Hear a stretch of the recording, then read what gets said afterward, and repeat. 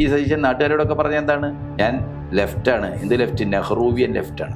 ആ നെഹ്റുവിൻ്റെ അധ്യക്ഷതയിൽ 1937 ഒക്ടോബർ 13 ചേർന്ന AICCയുടെ വർക്കിംഗ് കമ്മിറ്റിയാണ് വന്ദേ മാതരത്തിലെ മുഴുവൻ വരികളും ദേശീയ ഗാനമായി അംഗീകരിക്കാൻ പറ്റില്ല എന്ന് തീരുമാനിച്ചത്.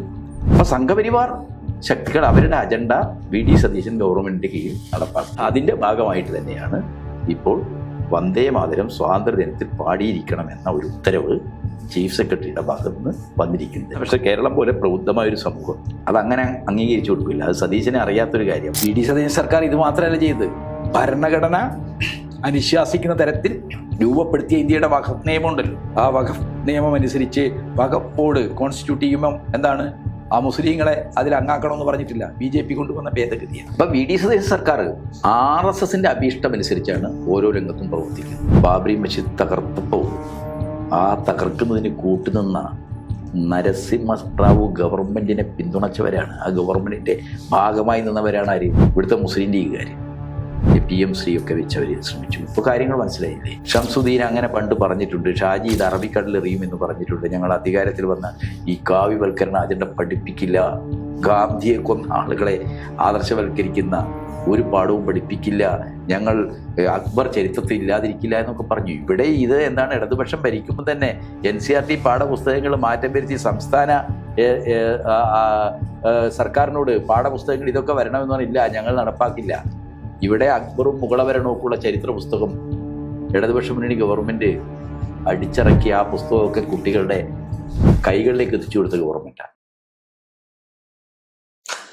VD സതീശൻ സർക്കാർ സത്യപ്രതിജ്ഞ ചൊല്ലിയപ്പോൾ മുതൽ വന്ദേ മാതര വിവാദം കേരളത്തിൽ ചർച്ച ചെയ്തുകൊണ്ടിരിക്കുകയാണ്.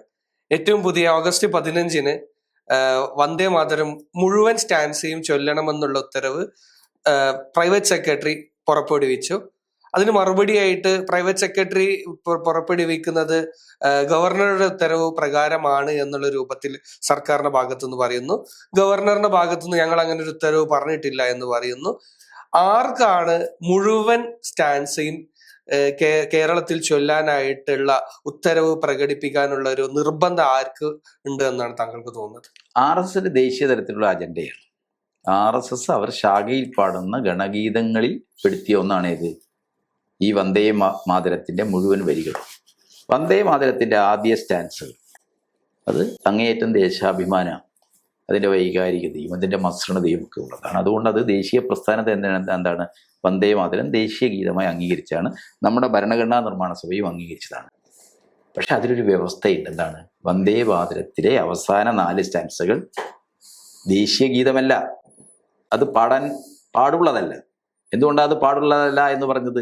ഇന്ത്യയുടെ ബഹുസ്വരതയ്ക്ക് വ്യത്യസ്ത വിശ്വാസ സമൂഹങ്ങളുള്ള ഒരു രാജ്യമാണ് ഇന്ത്യ.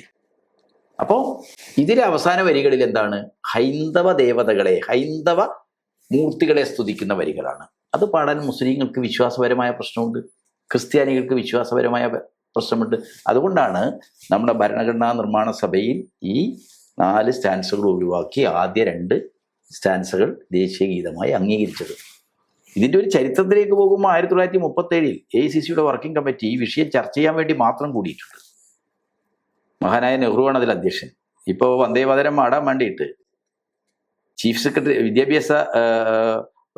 സെക്രട്ടറിയെ കൊണ്ട് തദ്ദേശ ഭരണ സ്ഥാപനങ്ങൾക്ക് നിർദ്ദേശം കൊടുക്കുന്നത് VD സതീശൻ ഗവൺമെന്റാണ്. ഈ VD സതീശൻ നാട്ടുകാരോടൊക്കെ പറഞ്ഞ എന്താണ്? ഞാൻ ലെഫ്റ്റാണ്. എന്ത് ലെഫ്റ്റ്? നെഹ്റുവിയൻ ലെഫ്റ്റാണെന്നാണ്. ആ നെഹ്റുവിൻ്റെ അധ്യക്ഷതയിൽ 1937 ഒക്ടോബർ 13 ചേർന്ന AICCയുടെ വർക്കിംഗ് കമ്മിറ്റിയാണ് വന്ദേ മാതരത്തിലെ മുഴുവൻ വരികളും ദേശീയ ഗാനമായി അംഗീകരിക്കാൻ പറ്റില്ല എന്ന് തീരുമാനിച്ചത്. ആ യോഗത്തിൽ ഗാന്ധി പങ്കെടുത്തിട്ടുണ്ട്. കോൺഗ്രസിന്റെ വർക്കിംഗ് കമ്മിറ്റി അങ്ങനെയല്ല, കോൺഗ്രസ് പ്രത്യേകം ക്ഷണിച്ചതാണ് ഗാന്ധിയെ ഇത്ര വിവാദപരമായ ഒരു കാര്യത്തിൽ തീരുമാനമെടുക്കാൻ. സർദാർ വല്ലഭായ് പട്ടേലാണ് വന്ദേ മാതരത്തിലെ അവസാന വരികൾ ഹൈന്ദവ മൂർത്തികളെ സ്തുതിക്കുന്ന വരികളായതുകൊണ്ട് അത് ദേശീയ ഗീതമായി അംഗീകരിക്കാൻ പറ്റില്ല, ആദ്യത്തെ 2 ഭാഗം മാത്രമേ കോൺഗ്രസ് സ്വീകരിക്കൂ, കോൺഗ്രസിന്റെ ഗീതമാക്കൂ എന്ന പ്രമേയം ആ യോഗത്തിൽ അവതരിപ്പിച്ചത്. കോൺഗ്രസ് അംഗീകരിച്ച ആ പ്രമേയമാണ് 1949 നമ്മുടെ ഭരണഘടനാ നിർമ്മാണ സഭ ഭരണഘടനയ്ക്ക് അന്തിമ രൂപം കൊടുക്കുമ്പോൾ ഭരണഘടനയിൽ നമ്മുടെ ദേശീയ ഗീതമായിട്ട് ഈ അവസാനം ഹൈന്ദവ ദേവതകളെ സ്തുതിക്കുന്ന ഭാഗങ്ങൾ ഒഴിവാക്കിക്കൊണ്ടാണ്. അത് ഒരു ബഹുസ്വര സമൂഹത്തിനകത്ത്, വ്യത്യസ്ത വിശ്വാസധാരകളുടെ ഒരു സമൂഹത്തിനകത്ത്, ഒരു സെക്കുലർ നിലപാടിൽ നിൽക്കുന്ന ഒരു ഗവൺമെന്റ്, ഒരു ഭരണഘടന സ്വീകരിക്കേണ്ട ശരിയായ സമീപനം. പക്ഷെ എന്താ സംഭവിക്കുന്നത്? RSSന് 2014 അധികാരം കിട്ടിയതിന് ശേഷം നമ്മുടെ ഭരണഘടനയുടെ മതനിരപേക്ഷമായ എല്ലാത്തിനെയും അവർ മറികടക്കുകയാണ്. ഈ ഗണഗീതങ്ങൾ എന്ന് പറയുന്നത് എന്താണ്? ഫാസിസത്തിന് ആവശ്യമായ ഒരു വൈകാരികത ഉൽപ്പാദിപ്പിക്കുന്നതാണ്. അങ്ങേയറ്റം തീവ്രമായ ദേശീയത, ദേശീയതയെ തന്നെ മാതാവായിട്ടൊക്കെ അവതരിപ്പിക്കുക, അതിനെ ദൈവമായിട്ട് അവതരിക്കുക, ആ രീതിയിലുള്ള വളരെ വൈകാരികമായ ഭക്തിമസൃണമായ വരികൾ, ഇതെല്ലാം ഉപയോഗിച്ച് എന്താണ് RSSന്റെ ഒരു പ്രത്യയശാസ്ത്ര അജണ്ടയിലേക്ക് ജനമനസ്സുകളെ കൊണ്ടുവരിക എന്നുള്ളതാണ്. അത് നമ്മുടെ ഭരണഘടനയ്ക്ക് വിരുദ്ധമാണ്. അപ്പൊ ഇപ്പോൾ ഭരണഘടനയിൽ ഒരു അമെൻമെന്റ് വന്നു, ഈ ദേശീയ ഗീതങ്ങളെ ബഹുമാനിക്കണം എന്നുള്ളതാണ്. ആ അമെൻമെന്റ് വരുമ്പോഴും ഭരണഘടനാപരമായിട്ട് നമ്മൾ സ്വാതന്ത്ര്യദിനത്തിൽ എന്ത് ചെയ്യേണ്ടതില്ല? ഈ ഒഴിവാക്കപ്പെട്ട വരികൾ പാടേണ്ടതില്ല. ആ ഒഴിവാക്കപ്പെട്ട വരികൾ കൂടി പാടണമെന്ന മിസ്റ്റർ രാജേന്ദ്ര അർലേക്കർ ഉണ്ടല്ലോ, RSSന്റെ അജണ്ടയിൽ ഗവർണറായി പ്രവർത്തിക്കുന്ന ആള്. VD സതീശൻ ഗവൺമെന്റ് സത്യപ്രതിജ്ഞ ചെയ്ത ഉടനെ സത്യപ്രതിജ്ഞയ്ക്ക് ഇത് പാടി എന്നുള്ളത് നമ്മൾ അത്ഭുതപ്പെടുത്തുന്നതാണ്. സത്യപ്രതിജ്ഞ ചെയ്ത് അധികാരമേറ്റെടുത്തതിന് ഗവർണർ എന്താ ഇത്? MG സർവകലാശാലയിൽ RSSന്റെ യൂണിവേഴ്സിറ്റി ജീവനക്കാരുടെ സംഘടനയുടെ നേതാവായിരുന്ന ആളെ എന്ത് ചെയ്തു? VC ആക്കി. അവിടുത്തെ സെനറ്റിലേക്ക് 19 സംഘപരിവാറുകാരെ, മറ്റു യോഗ്യതയൊന്നുമില്ല, അക്കാദമിക് യോഗ്യതയല്ല, RSകാരനെന്ന യോഗ്യത വെച്ച് റിക്രൂട്ട് ചെയ്തു. ഇതെല്ലാ യൂണിവേഴ്സിറ്റികളും നടക്കുകയാണ്. അപ്പൊ സംഘപരിവാർ ശക്തികൾ അവരുടെ അജണ്ട VD സതീശൻ ഗവൺമെന്റിന്റെ കീഴിൽ നടപ്പാക്കുകയാണ്. അതിന്റെ ഭാഗമായിട്ട് തന്നെയാണ് ഇപ്പോൾ വന്ദേ മാതരം സ്വാതന്ത്ര്യദിനത്തിൽ പാടിയിരിക്കണമെന്ന ഒരു ഉത്തരവ് ചീഫ് സെക്രട്ടറിയുടെ ഭാഗത്ത് നിന്ന് വന്നിരിക്കുന്നത്. പക്ഷെ കേരളം പോലെ പ്രബുദ്ധമായൊരു സമൂഹം അതങ്ങനെ അംഗീകരിച്ചു കൊടുക്കില്ല. അത് സതീശനെ അറിയാത്തൊരു കാര്യമാണ്, മനസ്സിലാക്കാൻ കഴിയാത്തൊരു കാര്യമാണ്. RSSുമായി ഡീലുണ്ടെങ്കിൽ അത് വേറെ സ്ഥലത്ത് പോയി ചിലവാക്കിയാൽ മതി, ഇവിടെ നടക്കില്ല. ഇവിടുത്തെ ജനങ്ങൾ നമ്മുടെ ഭരണഘടനയിൽ നെഹ്റുവും ഗാന്ധിജിയും ഒക്കെ അവരുടെ ആശയങ്ങളുടെ അടിസ്ഥാനത്തിൽ രൂപപ്പെടുത്തിയ ഒന്നാണ് ഭരണഘടന. ആ ഭരണഘടനയെ RSS അംഗീകരിച്ചിട്ടില്ല. 1949 നവംബർ 26 ഭരണഘടനയ്ക്ക് അന്തിമ രൂപം നൽകി. 1949 ഡിസംബറിലാണ് എന്ത് വരുന്നത്? ഓർഗനൈസർ RSSന്റെ ജിഹ്വ അവരെ എഡിറ്റ് പേജ് ലേഖനത്തിൽ അവരെന്ത് പറഞ്ഞു? ഈ ഭരണഘടനയെ ഞങ്ങൾ അംഗീകരിക്കില്ല. ഇത് മനുവിന്റെ നിയമങ്ങളെ അടിസ്ഥാനമാക്കിയുള്ളതല്ല, ഞങ്ങൾ അംഗീകരിക്കില്ല എന്ന് പരസ്യമായി പറഞ്ഞു. അപ്പൊ RSS എന്താണ്? അവർ ഇന്ത്യൻ ഭരണഘടനയെ അംഗീകരിക്കുന്നില്ല. ഈ ഭരണഘടന അനുസരിച്ച് അധികാരം കിട്ടിയിട്ടും അവർ ഭരണഘടനയെ എന്താണ്, അതിൻ്റെ ആത്മസത്യമായിട്ടുള്ള സെക്കുലറിസത്തെ നിരന്തരമായിട്ട് ആക്രമിക്കുകയാണ്. VD സതീശൻ സർക്കാർ ഇത് മാത്രമല്ല ചെയ്തത്, ഭരണഘടന അനുശാസിക്കുന്ന തരത്തിൽ രൂപപ്പെടുത്തിയ ഇന്ത്യയുടെ വഖഫ് നിയമമുണ്ടല്ലോ, ആ വഖഫ് നിയമം അനുസരിച്ച് വഖഫ് ബോർഡ് കോൺസ്റ്റിറ്റ്യൂട്ട് ചെയ്യുമ്പം എന്താണ്, ആ മുസ്ലിങ്ങളെ അതിൽ അംഗാക്കണമെന്ന് പറഞ്ഞിട്ടില്ല, BJP കൊണ്ടുവന്ന ഭേദഗതിയാണ്. അപ്പൊ VD സതീശൻ സർക്കാർ RSSന്റെ അഭീഷ്ടമനുസരിച്ചാണ് ഓരോ രംഗത്തും പ്രവർത്തിക്കുന്നത്. സുപ്രധാനമായ സർക്കാർ പദവികളിലെല്ലാം RSS ബാക്ക്ഗ്രൗണ്ടുള്ള ആളുകളെ നിയമിക്കാൻ അദ്ദേഹം നടത്തിയ ശ്രമങ്ങൾ അദ്ദേഹത്തിന്റെ പാർട്ടിക്കകത്ത് പോലും വലിയ വിമർശനം ഉയർന്നു വന്നിരിക്കുകയാണ്. അപ്പൊ കാര്യങ്ങൾ പോകുന്നത് സംഘപരിവാറിന്റെ അജണ്ടയിലാണെന്ന് വന്നിരിക്കുന്നു. അതാണ് ഈ കാസർഗോഡ് ജില്ലയിലെ ഇൻഡിപെൻഡൻസ് കിസ്സിലെ സവർക്കറെ ആദർശവൽക്കരിക്കാൻ കഴിയുന്ന ചോദ്യം വരുന്നത് അത് തന്നെയാണ്. വന്ദേ മാതരം സ്വാതന്ത്ര്യദിനത്തിൽ പാടിയിരിക്കണം പൂർണ്ണമായി എന്ന ഉത്തരവ് വരുന്നത്.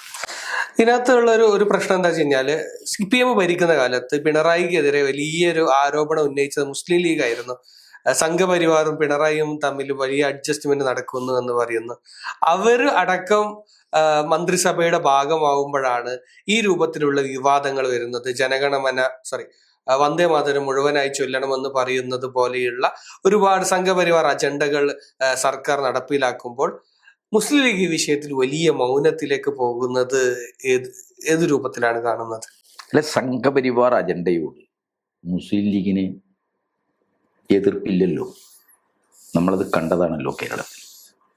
ഇന്ത്യയിലെ മുസ്ലിങ്ങളുടെ പൗരത്വം വരെ, അവരുടെ അസ്തിത്വം വരെ ചോദ്യം ചെയ്യപ്പെടുകയും അത് നിഷേധിക്കുന്ന നിർദ്ധയമായ നിയമനിർമ്മാണങ്ങൾ, പൗരത്വം ഉൾപ്പെടെയുള്ള നിയമനിർമ്മാണങ്ങൾ നടന്നിരിക്കുക രാജ്യത്ത്. ആ ഒരു സാഹചര്യത്തിൽ ഇന്ത്യയിലെ മതനിരപേക്ഷ ജനാധിപത്യവാദികളാകെ BJP സർക്കാരിൻ്റെ മുസ്ലിം വിരുദ്ധമായ നയങ്ങൾക്കെതിരായിട്ട് അതിശക്തമായ പ്രതിരോധമാണ് ഉയർത്തിയത്. ഇന്ത്യയിലെ പുതുതലമുറ ജൻസികൾ അതിശക്തമായ, ഇപ്പോൾ പൗരത്വ നിയമത്തിനൊക്കെ എതിരായി നമ്മുടെ രാജ്യത്ത് നടന്ന സമരങ്ങളുടെ നായകസ്ഥാനത്തുള്ളതാരാണ്? നമ്മുടെ സർവകലാശാല വിദ്യാർത്ഥികളാണ്. ആ ഒരു അന്തരീക്ഷത്തിൽ അവർ RSനെതിരായിട്ട് സംസാരിച്ചിട്ടുണ്ട്. പക്ഷെ അവർ അടിസ്ഥാനപരമായ എന്താണ്? സംഘപരിവാറിൻ്റെ പ്രത്യയശാസ്ത്ര അജണ്ടയെ പ്രതിരോധിക്കുന്നതിലെ വിമുഖത കാണിച്ചവരാണ്. നമുക്കറിയാമല്ലോ, ബാബറി മസ്ജിദ് തകർത്തപ്പോൾ ആ തകർക്കുന്നതിന് കൂട്ടുനിന്ന നരസിംഹറാവു ഗവൺമെന്റിനെ പിന്തുണച്ചവരാണ്. ആ ഗവൺമെന്റിന്റെ ഭാഗമായി നിന്നവരാണ് ആര്? ഇവിടുത്തെ മുസ്ലിം ലീഗുകാർ. 400 വർഷക്കാലം മുസ്ലിങ്ങൾ അയോധ്യയിലെയും ഫൈസാബാദിലെയും തലമുറകൾ നിസ്കരിച്ചു പോന്ന പള്ളിയായിരുന്നില്ലേ ബാബറി മസ്ജിദ്? ബാബറി മസ്ജിദ് തർക്ക പ്രശ്നമാക്കിയത് ചരിത്രവിരുദ്ധമായ ഒരൈതിഹ്യത്തെ ചരിത്രവൽക്കരിച്ചുകൊണ്ടാണ്. ചരിത്രത്തിൽ ഇല്ലാത്തൊരു കാര്യം ചരിത്രത്തിലുണ്ട് എന്ന് പറഞ്ഞ് ഇവിടെ പള്ളി പണിതിരിക്കുന്നത് രാമന്റെ ക്ഷേത്രത്തിന്റെ മുകളിലാണ്. രാമൻ ജനിച്ചത് അവിടെ തന്നെയാണ് എന്ന് ഒരു നറേഷൻ ഉണ്ടായിക്കൊണ്ട്, അതിനുവേണ്ടി വാൽമീകിയുടെ രാമായണമല്ലല്ലോ, രാമാനന്ദ സാഗർ എന്ന ഇന്ത്യൻ വംശജനായ അമേരിക്കക്കാരനെ എഴുതിയുണ്ടാക്കിയ സ്ക്രിപ്റ്റ് അല്ലേ, തിരക്കഥയല്ലേ. ആ തിരക്കഥ അനുസരിച്ച് നമ്മുടെ ദൂരദർശനിൽ ഈ സീരിയൽ, രാമായണ സീരിയൽ ആരാണ് പ്രക്ഷേപണം ചെയ്യിച്ചത്?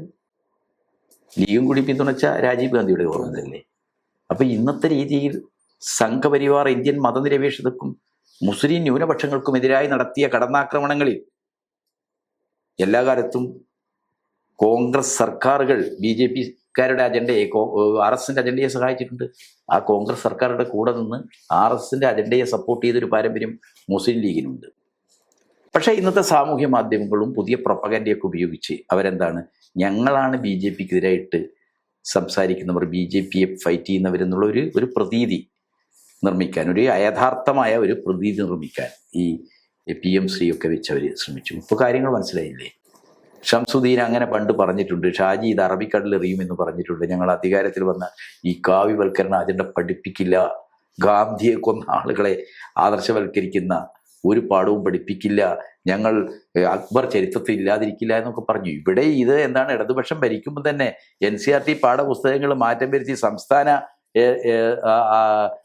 സർക്കാരിനോട് പാഠപുസ്തകങ്ങൾ ഇതൊക്കെ വരണമെന്ന് പറഞ്ഞില്ല, ഞങ്ങൾ നടപ്പാക്കില്ല. ഇവിടെ അക്ബറും മുഗളഭരണമൊക്കെയുള്ള ചരിത്ര പുസ്തകം ഇടതുപക്ഷ മുന്നണി ഗവൺമെന്റ് അടിച്ചിറക്കി ആ പുസ്തകമൊക്കെ കുട്ടികളുടെ കൈകളിലേക്ക് എത്തിച്ചു കൊടുത്ത ഗവൺമെന്റാണ്. ഇപ്പം എന്താ സംഭവിച്ചുകൊണ്ടിരിക്കുന്നത്? PMC ആ മെമ്മോറാണ്ടം ഓഫ് അണ്ടർസ്റ്റാൻഡിങ് ഒരു കാരണവശാലും ഇടതുപക്ഷം ഒപ്പുവെക്കാൻ പാടില്ലായിരുന്നു. അത് ഇടതുപക്ഷം ആത്മവിമർശനപരമായി കാണുന്നതാണ്. അത് നയത്തുനിന്നുള്ളൊരു വ്യതിയാനായിരുന്നു. ആ MOU റദ്ദ് ചെയ്തതായിട്ട് ഇടതുപക്ഷം കേന്ദ്ര സർക്കാരിന് കത്തെഴുതുകയും ചെയ്തു. ഇപ്പം ഇവർ വരുമ്പോൾ അത് റദ്ദ് ചെയ്ത് ഫ്രീസ് ചെയ്തിരിക്കുക. ആ ഫ്രീസ് ചെയ്തിരിക്കുന്ന സാധനം നടപ്പാക്കാൻ പറ്റില്ല എന്ന നുണ പറഞ്ഞുകൊണ്ട് എന്താണ് BJP ധാരണയനുസരിച്ച് PMC നടപ്പാക്കാനുള്ള നീക്കം ഇവർ നടത്തി. അപ്പോൾ ഓരോ കാര്യത്തിലും UDF എടുക്കുന്ന നിലപാട് മുസ്ലിം ലീഗിൻ്റെ കൂടി നിലപാടാണ്. മുസ്ലിം ലീഗിനെ എന്താക്കണ്ട, ഇതിനിടയിൽ പെട്ടുപോയ എന്താണ്, അവരങ്ങനെ ഒരു നിസ്സായത, അവർക്ക് ഭരണമാണ് പ്രശ്നം. ഭരണം എന്ന് പറഞ്ഞാൽ എന്താണ്, ഇന്നത്തെ ഒരു സാഹചര്യത്തിൽ അദാനിമാരുടെയൊക്കെ താല്പര്യമാണ്. മുസ്ലിം ലീഗിൻ്റെ കയ്യിലാണ് ഫിഷറീസ് വകുപ്പ്. കേരളത്തിലെ തീരപ്രദേശത്തെ മനുഷ്യരുടെ ജീവനോപാധിയുമായി ബന്ധപ്പെട്ടൊരു വകുപ്പാണത്. ഈ പ്രളയ ഇതിലെ മത്സ്യം പിടിക്കാൻ പോയ മത്സ്യത്തൊഴിലാളികളുടെ ബോട്ട് കാണാതായി. മുസ്ലിം ലീഗ് മന്ത്രിയെ, ഈ ഫിഷറീസ് മന്ത്രി എവിടെയെങ്കിലും കാണാനുണ്ടോ? ഫിഷറീസ് വകുപ്പ് മുസ്ലിം ലീഗിനെ ഏൽപ്പിച്ച് സതീശൻ കടൽ ഭരിക്കുക. ആർക്ക് വേണ്ടിയിട്ട്? അദാനിക്ക് വേണ്ടിയിട്ട്. അദാനിയുടെ ഏറ്റവും പ്രധാനപ്പെട്ട തുറമുഖ പദ്ധതികളുള്ളത് ഗുജറാത്തിലാണെങ്കിൽ അതിൻ്റെ ഒരു എക്സ്റ്റൻഷൻ വരാൻ പോകുന്നത് കേരളത്തിലാണ്. അപ്പോൾ ഇതിൻ്റെ പിറകിൽ മുസ്ലിം ലീഗിന് കൃത്യമായിട്ട് എന്തുണ്ട്, ചില അജണ്ടയുണ്ട്. ആ അജണ്ട പാവപ്പെട്ട മുസ്ലിം സുഹൃത്തുക്കൾ ചിന്തിക്കുന്നത് പോലെ, മുസ്ലിം മതവിശ്വാസികൾ തെറ്റിദ്ധരിച്ചിരിക്കുന്നത് പോലെ മുസ്ലിങ്ങളുടെയോ ഹിന്ദുത്വം ഉയർത്തുന്ന ന്യൂനപക്ഷ വിരുദ്ധമായ അജണ്ടക്കുള്ളതോ അല്ല. ആ അജണ്ടയൊക്കെ അവർ വിട്ട് അവർ BJP സർക്കാർ മോഡിയുമായിട്ട് കൂട്ടുചേർന്ന് മോഡിയുടെ എല്ലാ നയങ്ങളും BJP സർക്കാരിൻ്റെ എല്ലാ നയങ്ങളും ഇവിടെ നടപ്പാക്കുമെന്നാണ് നമ്മൾ കണ്ടുകൊണ്ടിരിക്കുന്നത്. ഇതിൽ ചിന്താശേഷിയുള്ള മുസ്ലിം ലീഗിലെ ചെറുപ്പക്കാർ, യുവതികൾ ചോദിക്കണം, ഇത് നമ്മൾ പറഞ്ഞതിന് വിരുദ്ധയില്ലേ? അങ്ങനെ ചോദിക്കുന്നുണ്ടോ? മുസ്ലിം ലീഗിൻ്റെ ഭയങ്കരമായിട്ട് തീ കൊണ്ട് വർത്താനം പറയുന്ന യുവ നേതാക്കളൊക്കെ എവിടെയുള്ളത്? അവരെവിടെയും കാണില്ല. ഇപ്പോഴെന്താ സംഭവിച്ചുകൊണ്ടിരിക്കുന്നത്? നാർക്കോട്ടിക് ട്രാഫിക്കിംഗ്, ഡ്രഗ് ട്രാഫിക്കിങ്ങുമായി ബന്ധപ്പെട്ടുകൊണ്ട് മുഖ്യമന്ത്രിയുടെ സോഷ്യൽ മീഡിയ കോർഡിനേറ്റർ കേരളത്തിൽ അറസ്റ്റ് ചെയ്യപ്പെട്ടിരിക്കുക. സതീശൻ രാജിവെക്കണം എന്ന് പറയുമോ ഇവർ? ഡ്രഗ് ട്രാഫിക്കിംഗ് പ്രതിയായിരിക്കുന്ന ഒരാളാണ് അയാൾ. മുഖ്യമന്ത്രിയുടെ സോഷ്യൽ മീഡിയ കോർഡിനേറ്ററാണ് അയാൾ. മുഖ്യമന്ത്രിയുടെ ഓഫീസിൽ നിന്നുകൊണ്ട് സോഷ്യൽ മീഡിയ പ്രവർത്തനങ്ങൾ ഏകോപിപ്പിക്കുന്ന ആളാണ്. കോൺഗ്രസിൻ്റെ നേതാവാണ് അയാൾ. MDMA കൂടി കയ്യോടെ പിടിക്കപ്പെട്ടിരിക്കുന്നു. പിടിച്ചതാരാണ്? പിണറായി വിജയന്റെ പോലീസല്ലല്ലോ, രമേശ് ചെന്നിത്തലയുടെ പോലീസല്ലേ? തൂഫാന്റെ ഭാഗമായിട്ട്. അതെ. അപ്പൊ ഈ കാര്യത്തിലൊക്കെ മുസ്ലിം ലീഗ് അഭിപ്രായം പറയണ്ടേ? ജമാഅത്ത് ഇസ്ലാമി വലിയ ധാർമ്മിക രാഷ്ട്രീയം പറയുന്ന ആളുകളാണല്ലോ.